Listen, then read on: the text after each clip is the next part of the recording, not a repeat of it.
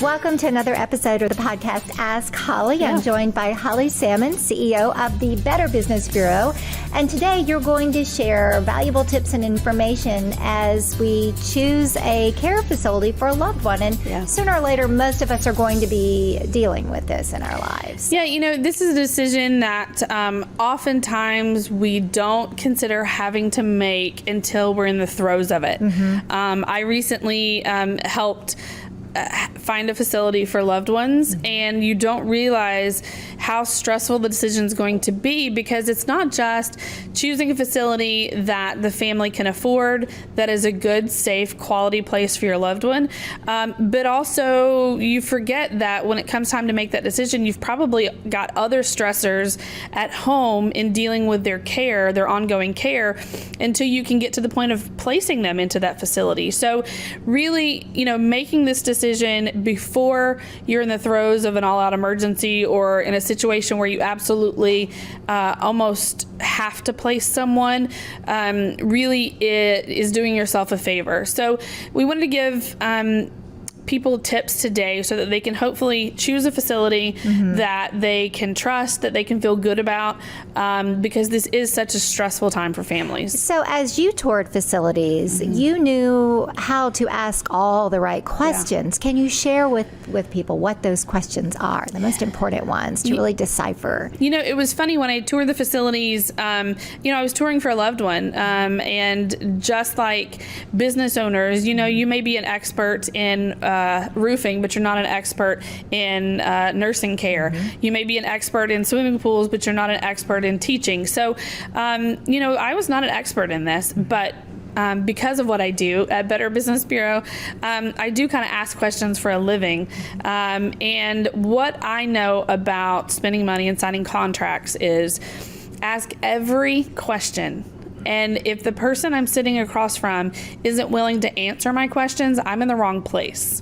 So I asked all the questions. And what I realized after touring 4 different facilities,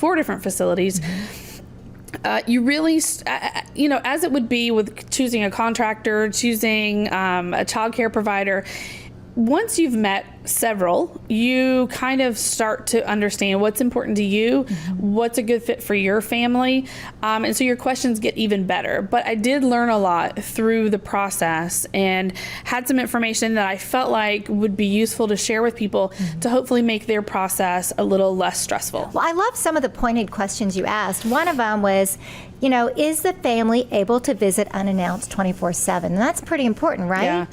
Whether it be an assisted living facility, an independent living facility, or a nursing home, you want to understand what kind of access will I have to my loved one? And also, who will have access to my loved ones? Can anyone visit my loved one? In some cases, the answer would be yes. And in some cases, the answer would be no. You will provide us a list of people who can visit your loved one, just depending on the situation. Can I visit my loved one late at night? How will I access the building? What kind of security measures are there in place to keep my loved one safe and to keep people from, basically from the street walking in to have access to these people who are, already at risk? So you want to make sure that you understand that whether or not you have to kind of announce yourself or make a planned visit. If you have to make a planned visit, you have to understand why they have that policy and if you're okay with that. And emergency preparedness, that is a super important question that I think sometimes gets overlooked because you're hung up on, cost and level of care and logistics. Yeah. And that was one question. It was funny, as I toured these facilities, I asked each of them that question, and that raised a few eyebrows. And I think that was one of the reasons pretty quickly each of the facilities that I toured said, "No, where exactly do you work?" that was a giveaway. Because, but when there's a hurricane coming and I'm preparing my family and my pets and my home for the storm, I want to know that my loved ones who are in a facility here in town are also being cared for and provided for. What happens if you have a loved one who needs to be on oxygen? What happens if you have a loved one in a facility and the power goes out for an extended period of time? Oftentimes, seniors are very temperature, cold or heat. They're not very temperature tolerant. So you want to make sure that you understand what is their emergency preparedness. What happens when the power is out for an extended period of time? How are you going to feed these people? How many hospitals are nearby? Things like that. You also want to understand if that facility is also an evacuation shelter for local facilities. I toured several facilities where they were an evacuation shelter for other facilities. So I want to understand, is my loved one going to be displaced because of other people coming in to shelter in the facility? What's your plan for that? So you want to ask those questions so that if we're staring down a storm, you know that your loved one is taken care of. And also, as you pointed out, you need to be very clear on the level of care that your loved one requires versus a level of care that they're capable of delivering. Right. And then the financial aspects, including itemized billing. I thought that was a great tip. Yeah, what happens generally when you're considering an assisted living or an independent living facility and even a nursing home is they will be assessed by the facility before they move in so that the facility understands what they're capable of and what type of care they will need. And oftentimes the amount of care will directly correlate to the amount of the monthly expenses. The more care you need, the more expensive it's going to be.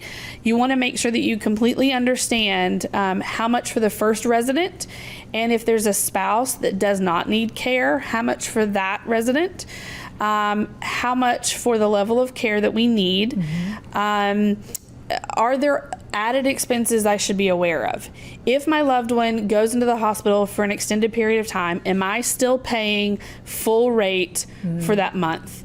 You just want to know. The answer may be yes, but you don't want to be surprised when that happens. You just want to know.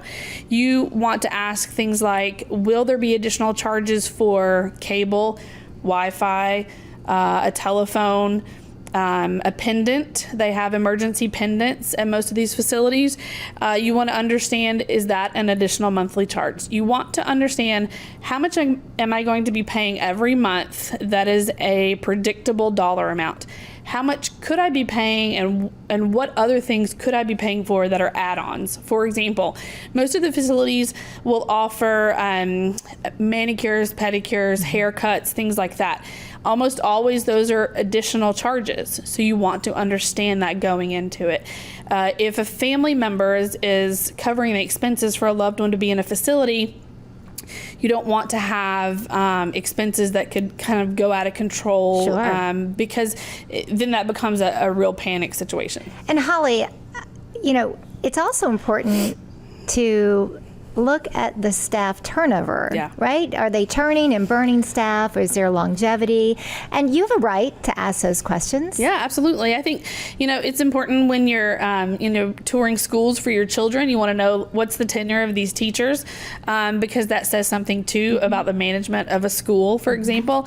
Same thing with caregivers. You want to understand how seasoned are these caregivers because that may mean, you hope that it means, you have a higher level of care, a higher level of skill, that these people really are invested in this property and in this community. If you have all very new caregivers and if you have a high level of turnover, the residents may not get a chance to really get to know their caregivers. That's right. And when you're receiving this level of care and often, very intimate care, you want your loved one to be able to get to know their caregivers. And if there's a high amount of turnover, that may cause disruption, especially for memory care patients, who may not do as well with change. You just want to understand, what can I expect? What's the track record been as far as staffing of caregivers and things like that? Do you keep your employees? Have these employees been doing this for a while?